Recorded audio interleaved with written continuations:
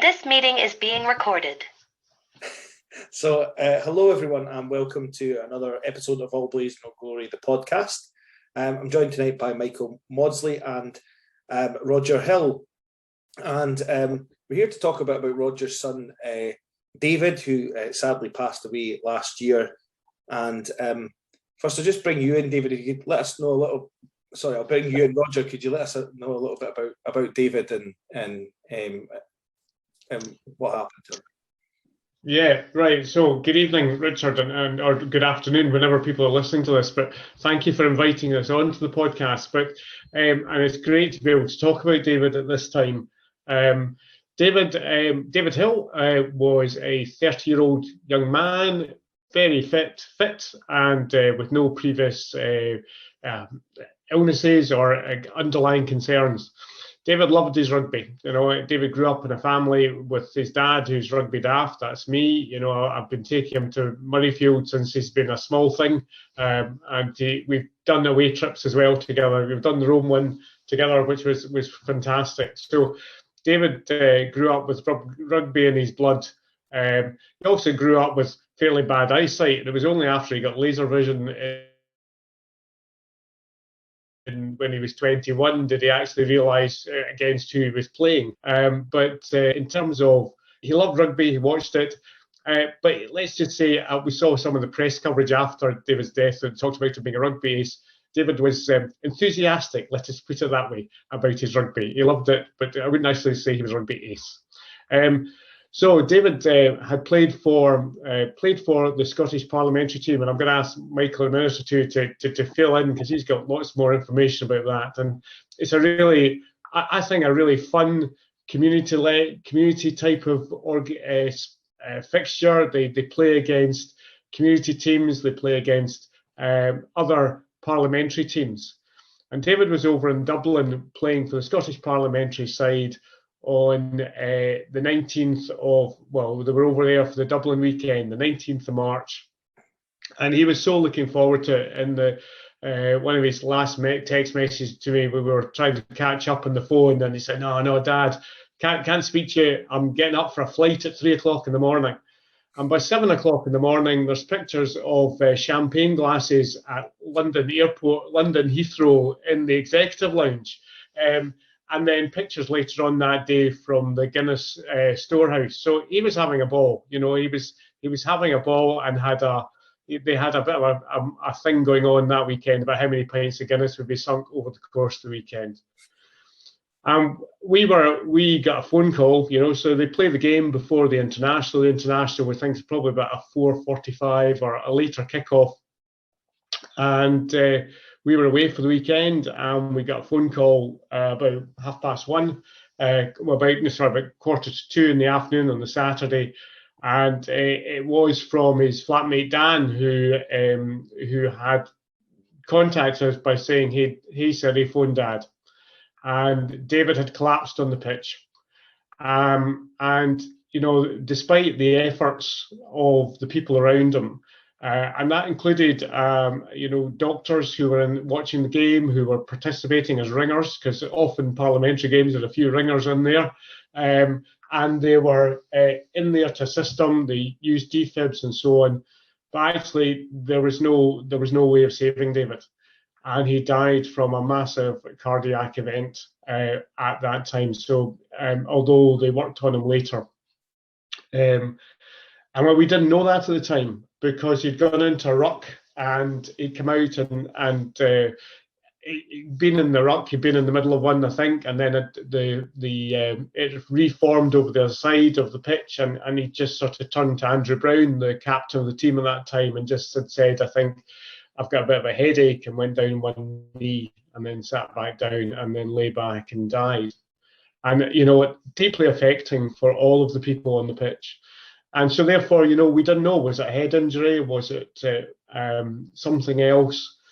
And it took till July until we found out that it was actually a cardiac event that had happened, that David had died of an undiagnosed cardiac event. And this actually is a horrific thing. And I'm, you know, later on, Richard, if you don't mind, I'm going to talk a bit about CRY and about the work that they do. And CRY is the Cardiac Risk in the Young charity, which has really have been so supportive to us as a family, but also are really leading the campaign in terms of bringing in cardiac screening for, as an option for young people across this country. And it was, through that, there was such a dreadful irony, a horrible irony that, David died doing what he loved, on a rugby pitch, and rugby wasn't the cause. And that we have to be clear about that.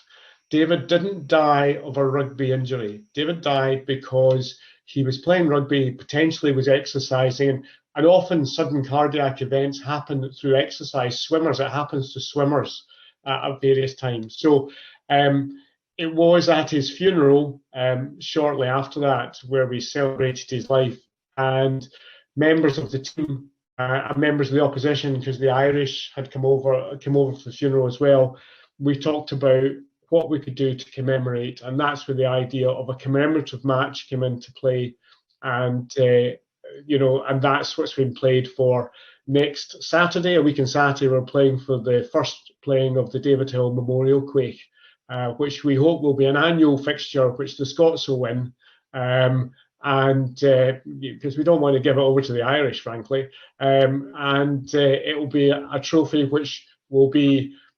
It's interesting in that it does say the David Hill Memorial Quaich.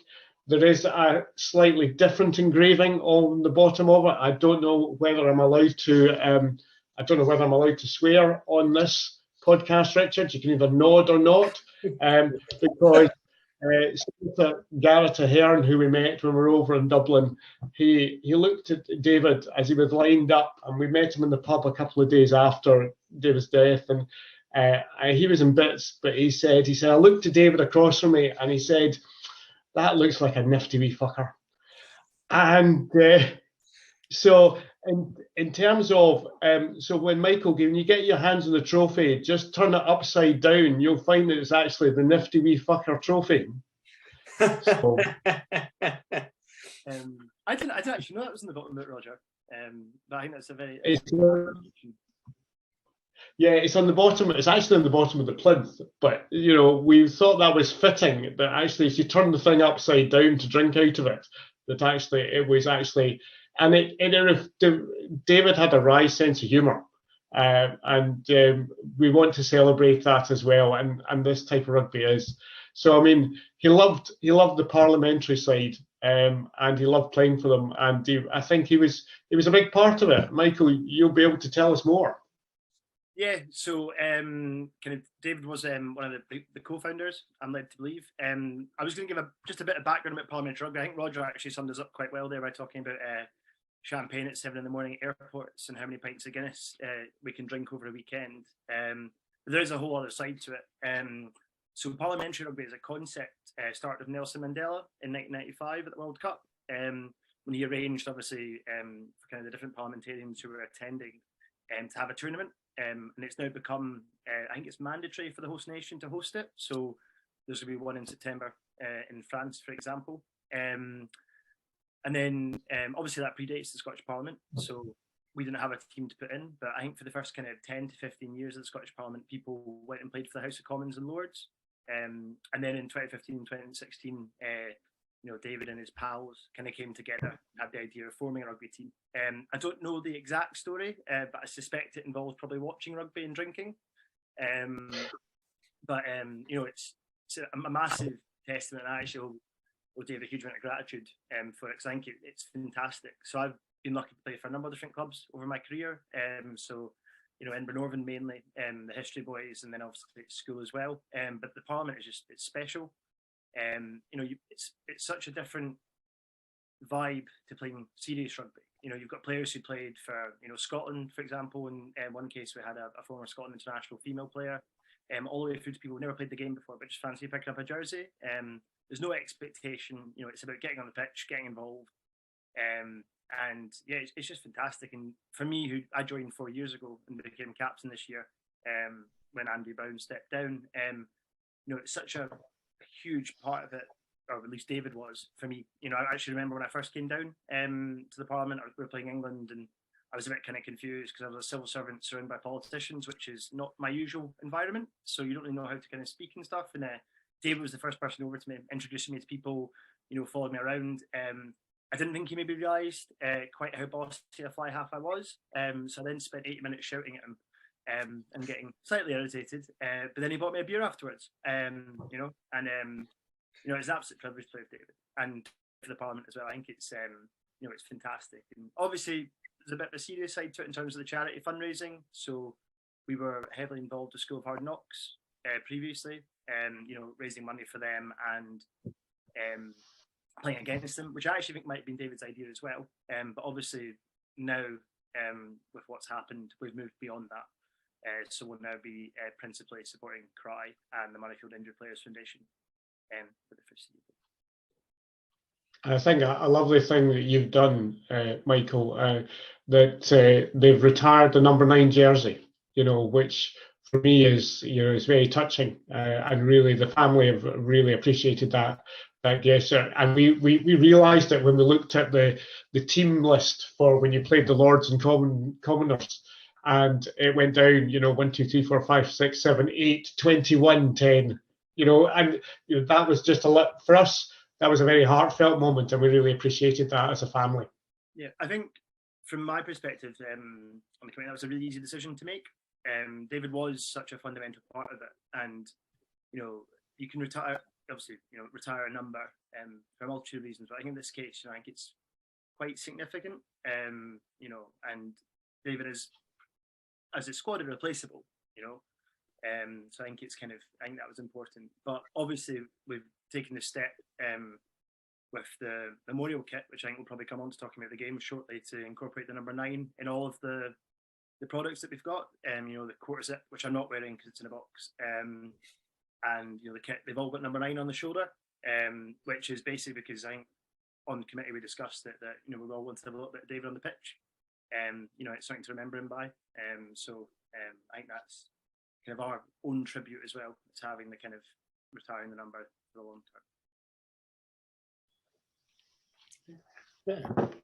Well, it's nice that you've got all these nice memories. It was nice that you started off with talking about the nice time he was having, and even I really do appreciate the engraving on the bottom of the Quaich. It just showed, you know, I obviously didn't know David, but it shows his personality if he would have found that entertaining. Mm-hmm. I suppose the next thing maybe to talk about is the game itself and where it's taken place.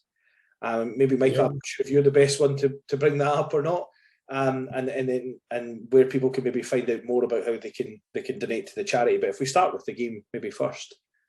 Yeah, so the fixture itself is going to be played on the 11th of March. It's a 2:30 kickoff at Peffermill in Edinburgh, which is the University of Edinburgh grounds. The fixture is kind of, apart from obviously being the memorial fixture, it is also part of the Parliamentary Six Nations, which Rodger actually mentioned. We played the House of Commons and Lords 4 weeks ago. So it'll be our equivalents from the Irish government coming across to play us. And yeah, it should be a fantastic game. You know, they're quite a good side as well, so bit of a challenge in that perspective. And in terms of information, I think the best place to find that information would be on our Twitter, which is @HolyroodRugby. You know, there'll be kind of information there, and we've also got Instagram, although for the life of me I can't remember the handle. At Scottish Parliament. Yeah, there we go. Thank you. So yeah, so there'll be more information about that there. Michael, I mentioned about ringers, and let's just say there's a fair number of ringers who are coming on to play for the parliamentary side, because they've cast the net widely in terms of age. Because I'm pulling on some boots and making an appearance at a very almost retirement age and with a very metal knee. So we are. I'm looking for a glory of 10 minutes or 5 minutes, 5 minutes, even less than that. Yeah, I think ringer is a strong word there. You know, I think one of the things is I'm really excited about this fixture as opposed to our usual fixtures is we've got a squad of 43. You know, and it's actually it's an interesting kind of I'm trying to get a good word for it. Kind of a cross stitch of, you know, David and his friends and his family. You know, David's flatmate, for example, Dan, who Rodger mentioned at the start, who's never played rugby in his life, I believe, is playing. You know, Rodger's playing, Alex, David's brother, is playing. You know, David's friends from school or university, Ben is playing in the centre. You know, and then obviously people that David played with once, through to people David played with for 10 years with the Parliament. You know, and to get 43 people to kind of sign up to play rugby, you know, in your name is, you know, I think really impressive. I think the hardest part is going to be making sure everyone gets kind of fair game time. And obviously Rodger said he only wants 5 to 10 minutes, but, you know, managing that expectation. But I think, you know, it's for me personally, it's everything that rugby's about. You know, the fact that you're going to have all these people going on a pitch, you know, and it doesn't matter if people play 5 minutes or if people haven't played before. It's just, that's what rugby is. It brings people together. And obviously, you know, I think there's going to be a lot of friends and family in the stands as well. Around the pitch, there isn't a stand, but you know, which is a kind of testament again to David and his character and to the ability of rugby to bring people together. Yeah, actually, sorry, before we move on, just talking about bringing people together in rugby. What's the sort of, I appreciate there would be mention of some ringers here and things, but what's the sort of makeup normally of the parliamentary team? Because I think to most people that don't know much about working in the Parliament, it's kind of a place a bit like a West Side Story where you have SNP on one side and Tories on the other, and not really much mingling going on. But what's the sort of makeup in terms of bodies? So I'll take that if that's okay. I suppose the kind of the first show is that we aren't really political. Like, I don't think I've ever had a political conversation when I've been involved with the Parliament. I mean, I'm not technically allowed to with my job, but you know, it's very, you would never guess who represents who. So we've got there's parliamentarians, obviously David was one of those. There's MSPs, so Marie Todd, the Cabinet Secretary for Public Health and Sport and Women, is one. And then there's civil servants like myself, and then people from the court service and the UK government based up here, and then kind of associated, in quotation marks, trades, so lawyers and journalists. So kind of, we've got a squad of 76 people who occasionally play for us, and obviously that's now expanded with what's happening next weekend. So that's kind of the makeup. But I'd say we've got political representation from all sides as well. We've got a couple of Labour aides, we've got SNP ministers and staffers and Tory MSPs and staffers and stuff. So it's pretty, yeah, all encompassing and all reaching, which is probably what Mandela intended in '95. So, you know, I think it's it's kind of takes down the barricades a bit. So it's probably not what people realise. You know, it's kind of because people kind of do it for the rugby side of it and stuff. So yeah, I think that's as good a description as I've got, I think. But for this one, I think, is this the first time the parliamentary side has actually had a pipe band to pipe them on and play the anthems? Yeah. So David was Rodger, I don't know if you mentioned, but David was a very passionate piper. So David has played the anthems for us before, but for the game, we're actually going to have a full pipe band, which Rodger, I think you know a bit more about than I do. Yeah. So it's David's uncle Scott, who is an ex-serviceman, and his son, and the people's ex-servicemen's pipe band are playing, and I believe they've composed a piece of music for it, as well as playing the anthems for the start. And I think we're also being joined by the presiding officer of the Scottish Parliament, Alison Johnson, I believe, is also attending both the match, and then there is a subsequent dinner in the evening. Yeah, I think it's quite interesting because obviously one of the things I think, we obviously try and do the anthems before every game, but it's kind of a way of representing your country, I suppose, is another appeal with the Scottish Parliament team. Because being honest, like, none of us are going to play for Scotland. So as much as we would like to and dream of it, but you know, it gives that kind of formality, and it's going to be. David was, very proud to be Scottish. My memories of David actually are, generally wearing a Scotland top because he was always going off to the game after our fixtures. So I think that kind of association, with the pipe band and stuff will be quite powerful for me personally, anyway, and for everyone else. And I think that's going to be a really nice touch for the fixture. And I'm really, I don't know if excited is the right word for it. Kind of looking forward to that part of it. Again, I think it'll be quite significant moment. And obviously David's uncle as well, so it's even more personal from our perspective. David used to remark that and actually say, "Hey, Dad, do you know I've been capped for Scotland?" And have you? And I'm going, no. But I'll get him back next weekend. I played for the Wooden Spoon Vets once, and I told everyone I had a cap for Scotland too. So I think it definitely counts. Absolutely. It's you would get capped if you were playing for the university side or the district side as well. So absolutely, it is a proper cap. Although I'm not sure the committee would let me get away with dishing out caps. I'm not sure we've got that in the budget, but maybe if we get a very benevolent sponsor next season, we can invest in caps. And sorry, just before we're going to talk about the Quaich charity, but before we get to that, you did mention you played England 4 weeks ago. Can you talk us through how it went?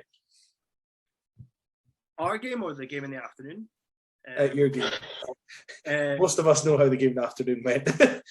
So we have a really envious record of having lost them every year that Scotland have beaten them in the last 5 years. So I actually got asked the night before at the kind of reception, by Lachlan Bruce and one of David and my friends, would I rather win the rugby against the House of Commons as captain, or would I rather Scotland beat England at Twickenham?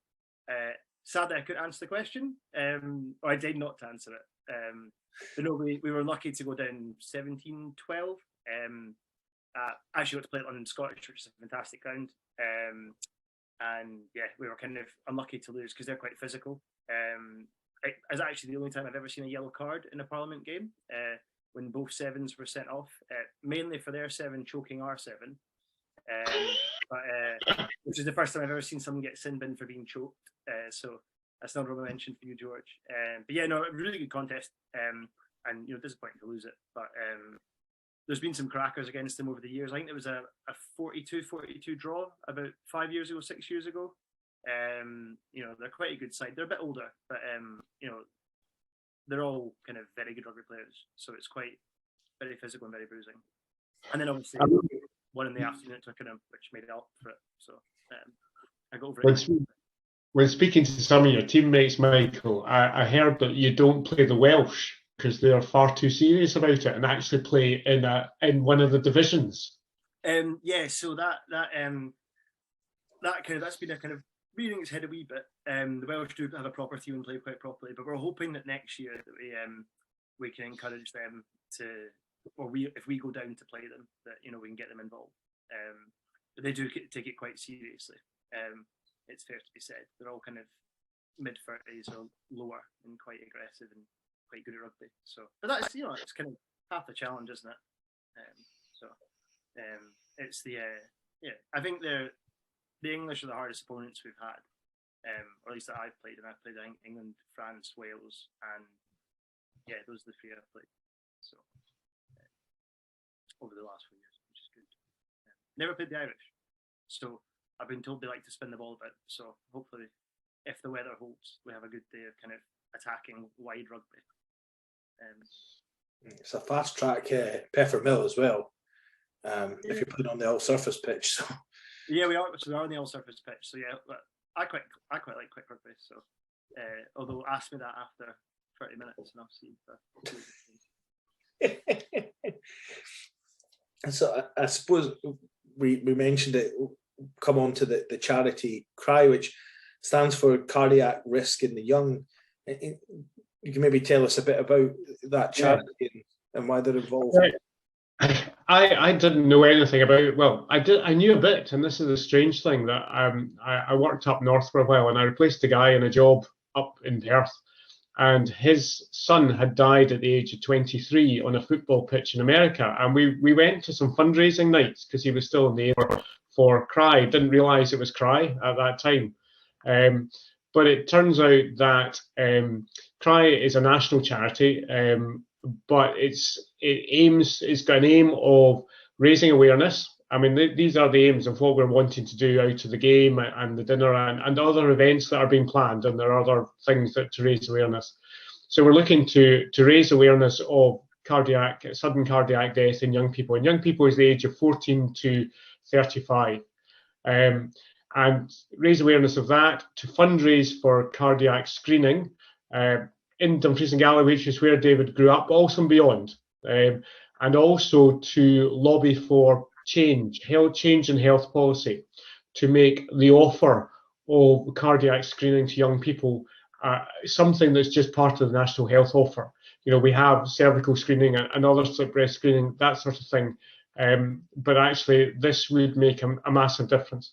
So far, CRI has carried out over 10,000 cardiac screening tests in Scotland, which is a big number. And those are being funded by charitable donations. They are being funded by families who are fundraising on the back of it and raising funds for that. But 10,000 is an absolute drop in the ocean. There is, you know, if you think about the number of young people, 14 to 35, who are in this country at the moment, we're talking 1 million across the piece. And it is a bit of a silent killer if we take the figures, and the figures are that, you know, across the UK, 12 young people will die of sudden cardiac death each week.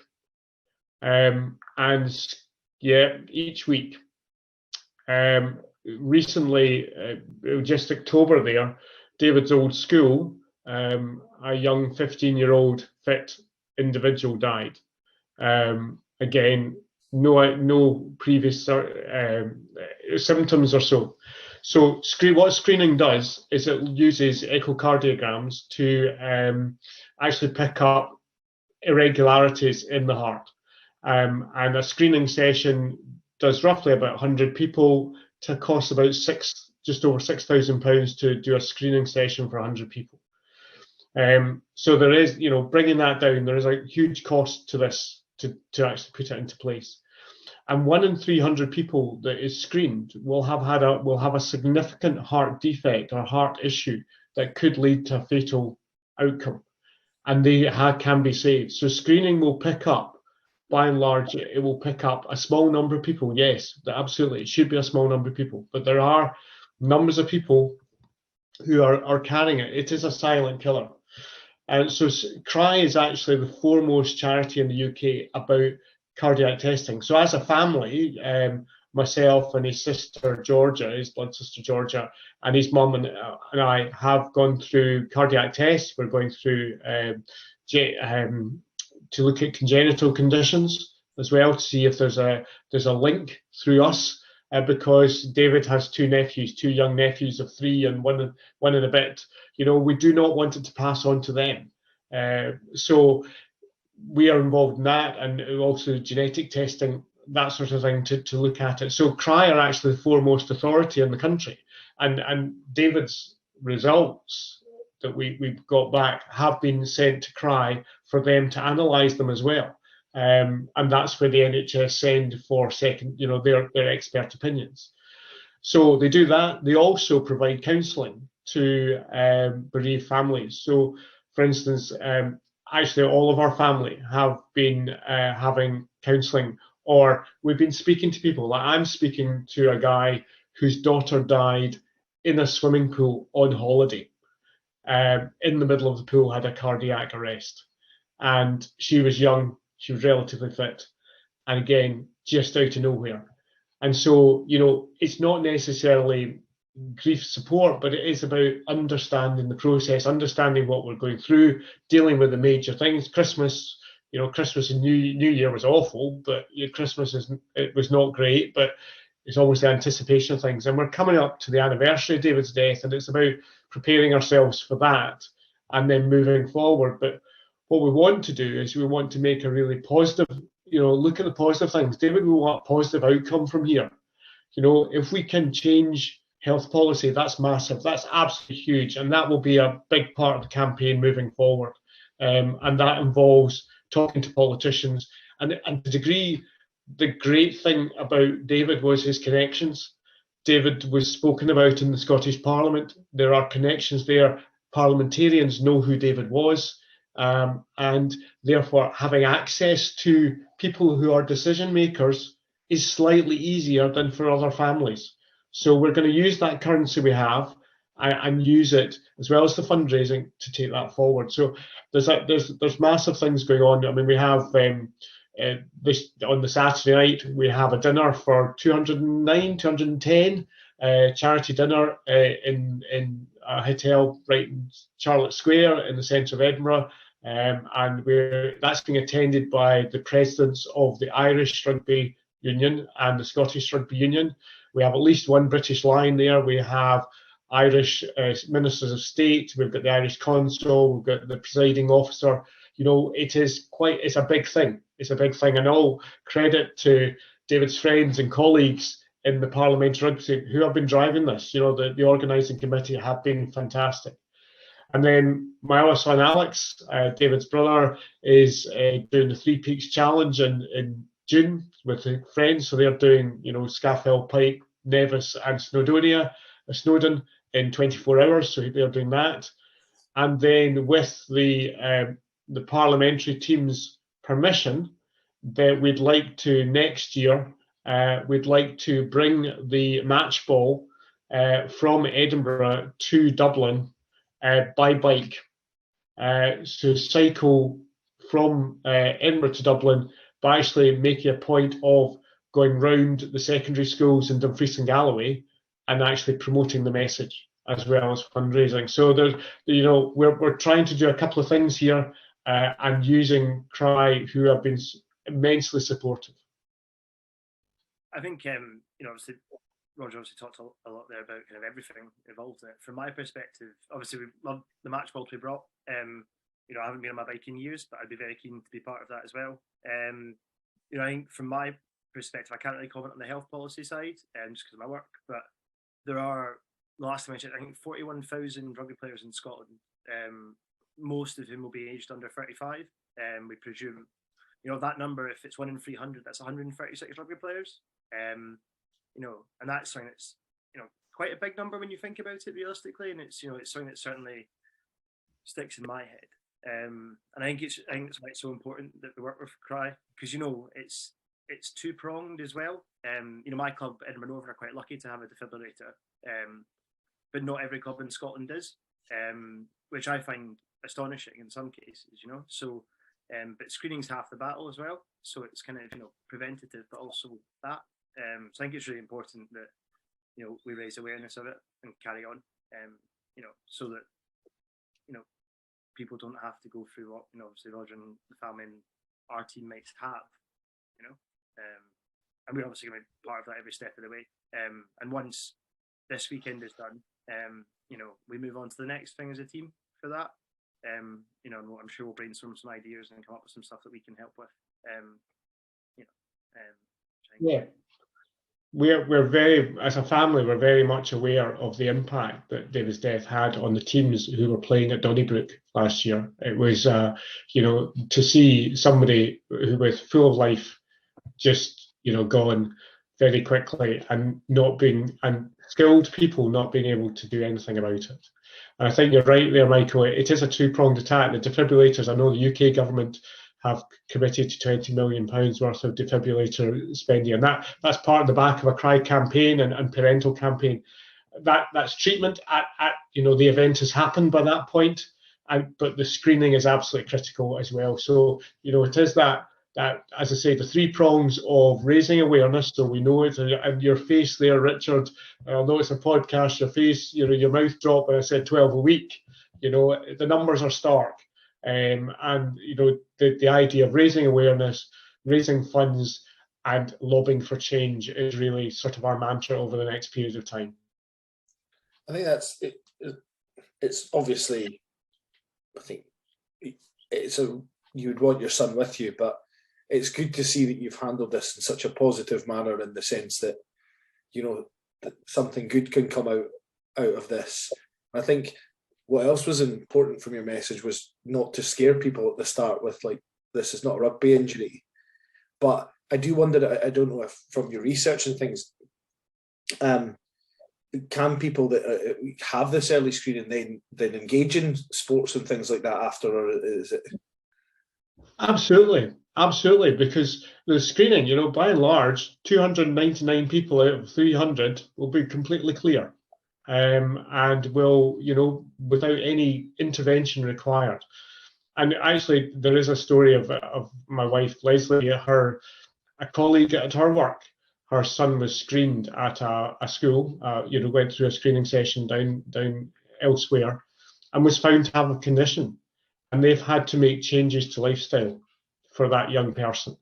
So there are changes to lifestyle, and they're required. But, do you make changes to lifestyle to ensure that you're still alive? Absolutely. People do that. We do that with whether people are diabetic or other types of things. You make changes.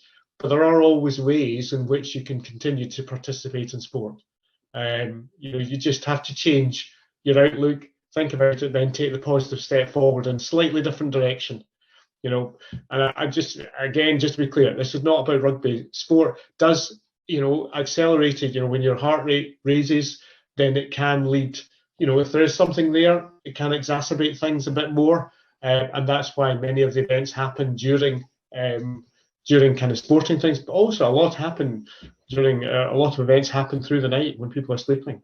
So it is, I think the important message here is, if you can get tested, get tested. If the opportunity is there, sign up for it, and make sure people are directed in that way, and then deal with the results after, because at least you've got the results to go on. Okay.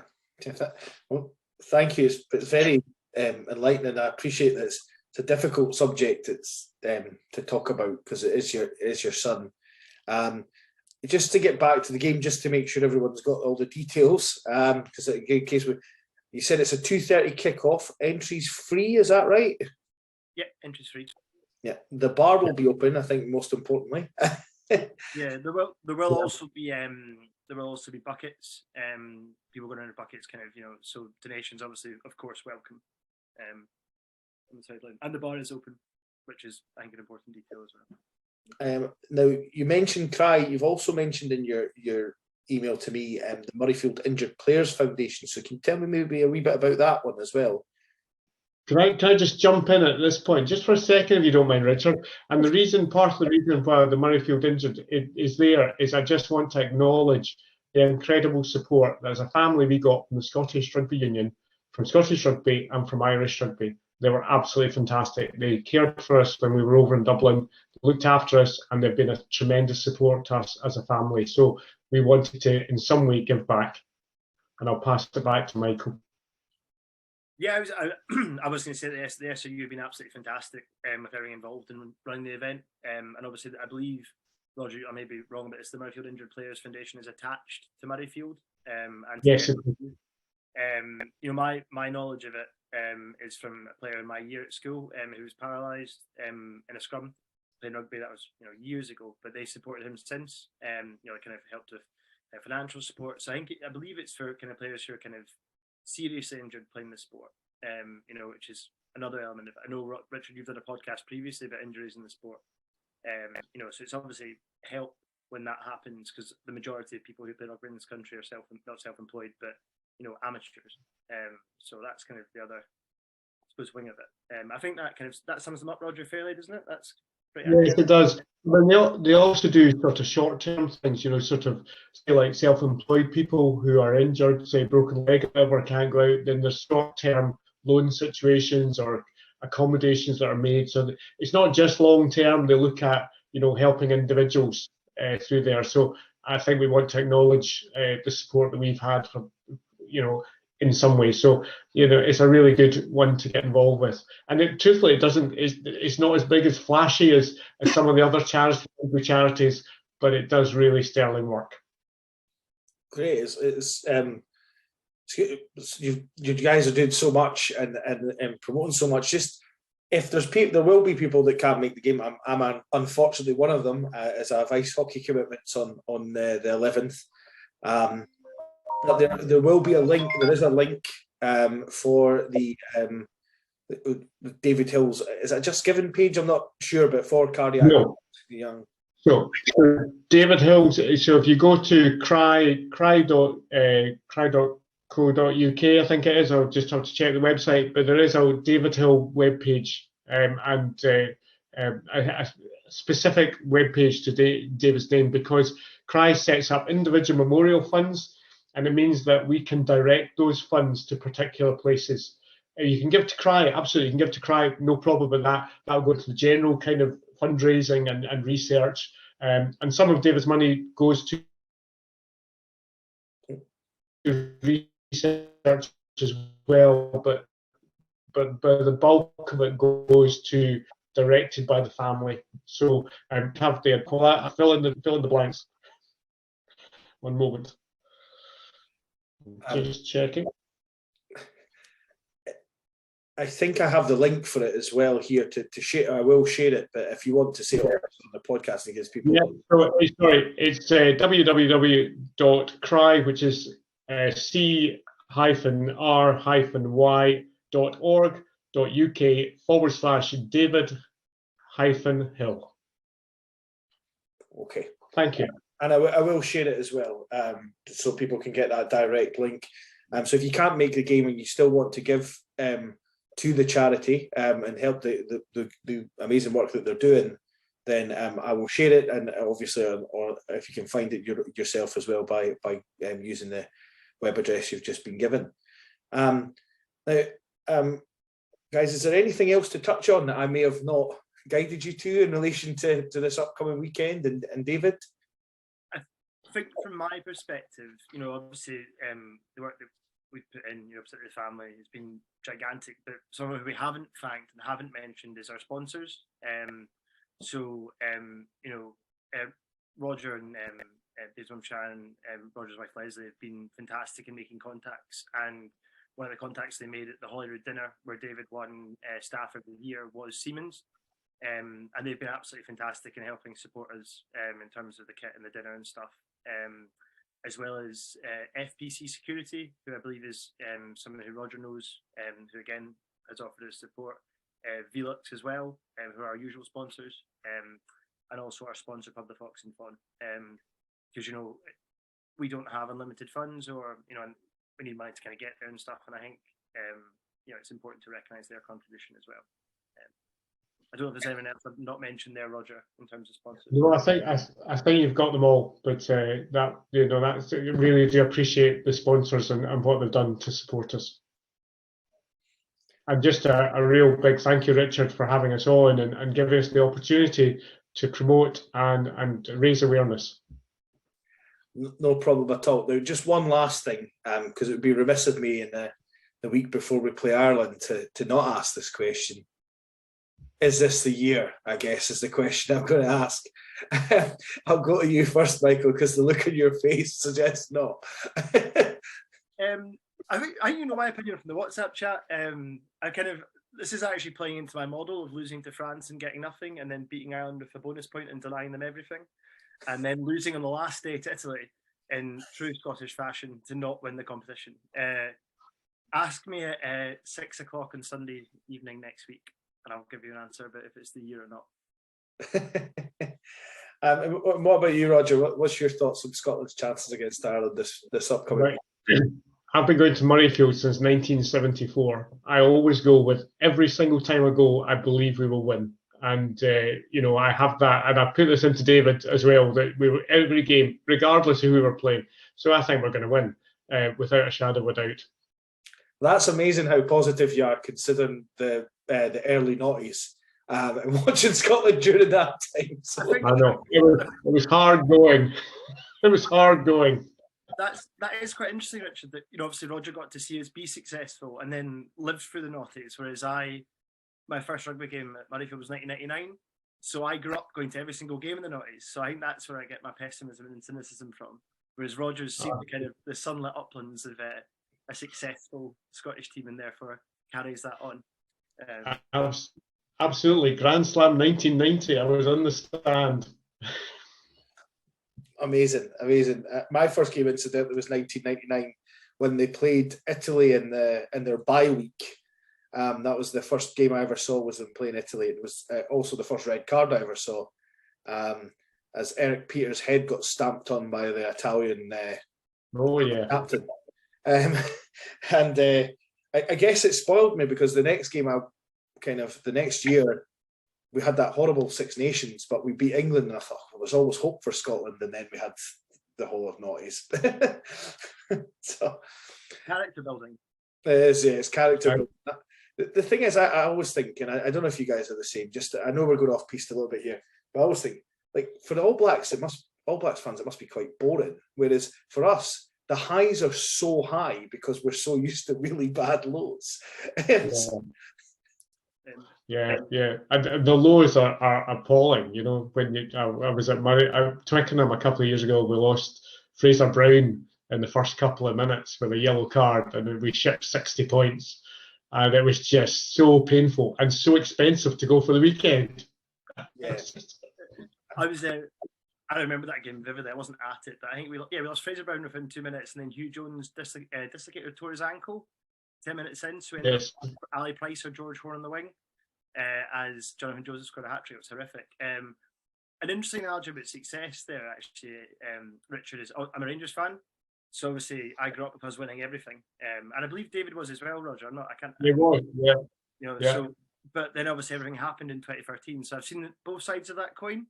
You know, of winning everything, and you kind of get used to it, and it gets a bit boring. But then obviously we went down the league. So I think, yeah, it's not that exciting winning everything. So I wouldn't have it any other way as a Scotland fan. No. Some of the best memories of my life have been following Scotland in defeat or victory. So.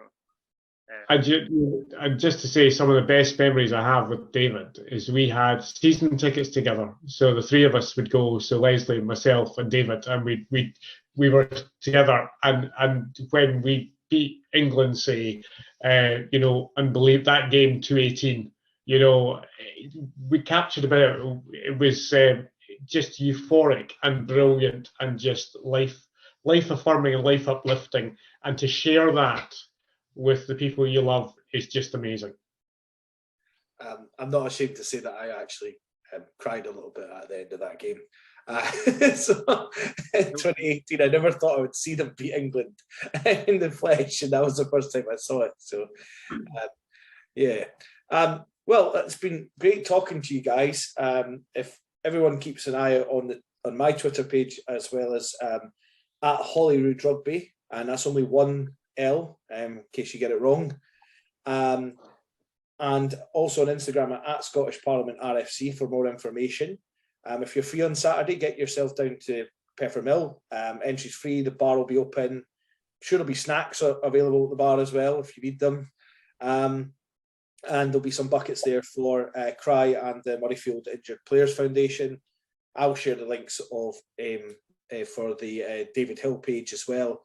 So yeah, guys, it's been lovely to talk to you, and thanks so much for your time this evening. I know it's not the easiest subject to talk about, but thank you so much for your time.